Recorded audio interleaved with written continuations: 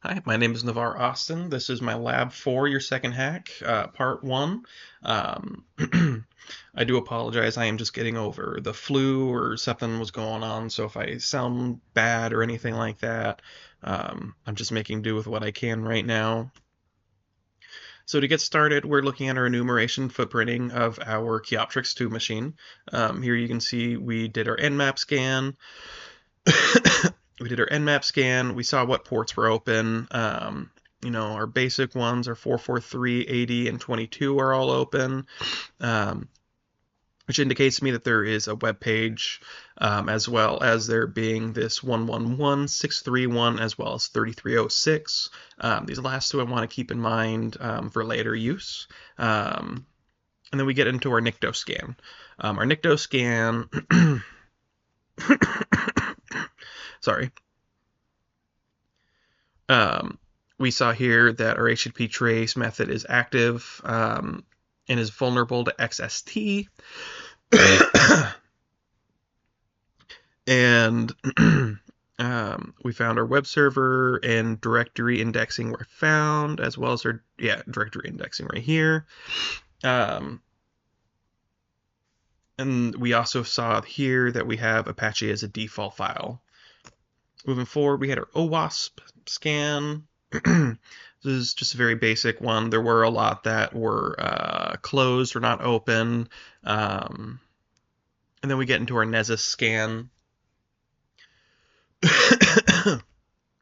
And as stated before, we had our port 22 and 80 and all that open, so we were able to plug in our IP address that we got from our Nmap scan, and we're able to use this here to pull up the web page to make sure it is actually open.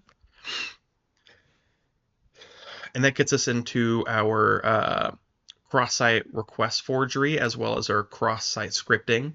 So CSRF, or that cross-site request forgery, is essentially an attacker is able to send data from their device web application that contains some code in it. That is then ran through that machine and spit out a bunch of arbitrary information without the initial user really giving it permission or having the knowledge of it being conducted. Our XSS, which is our cross-site scripting, this is essentially it's a one-way, so data is entered through a web application, um, and then sent to another device. The other system will believe that code or information is a trusted thing, as it doesn't go through the normal trust certifications or anything like that to make sure it is actually a non-malicious attack, because it'll just believe that's trusted. Which brings us to our vulnerability mapping here. For Kioptrix 2, we had our basics of 443 as our HTTPS, as well as our port 80. But then the two that I think were more interesting are port 3306, which is MySQL, as well as port 111, which is our RPC bind. This MySQL here contains a port that would allow someone to go in with a SQL injection, would essentially allow someone to put in some arbitrary code, and then receive more information back. And so from here, we have our flawed hypothesis methodology. So here we enumerated the machine, which is the first slide that we had done, and then we identified the potential flaws. So we saw in there that there was no anti-CSRF there, allowing for that cross-site forgery to be there, as well as that port 3306, that MySQL port, which would leave us vulnerable to a SQL injection. Our attack vectors ranked, I would definitely rank our SQL injection for our port 3306 being our highest one.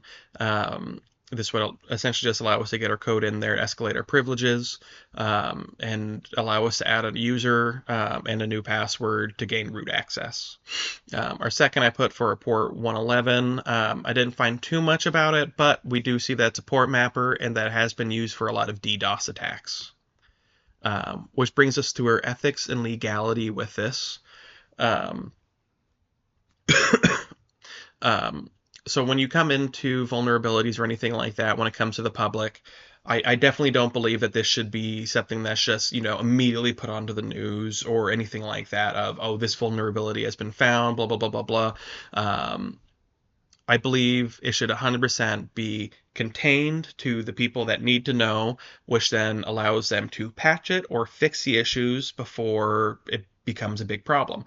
If someone were to say, hey, there is this vulnerability on like this Microsoft system that allows people to get this info, why are we going to broadcast that to everyone so everyone else can get that info?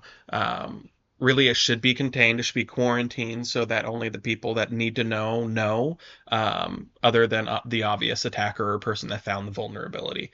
But that also brings us into they have the scavenger hunts where some companies will put out their code or anything like that to trusted white hats that will allow them to look at their code to see if there's any vulnerabilities and essentially just receive a payout so that that company doesn't have a major breach, and that breach can be contained to just the testers.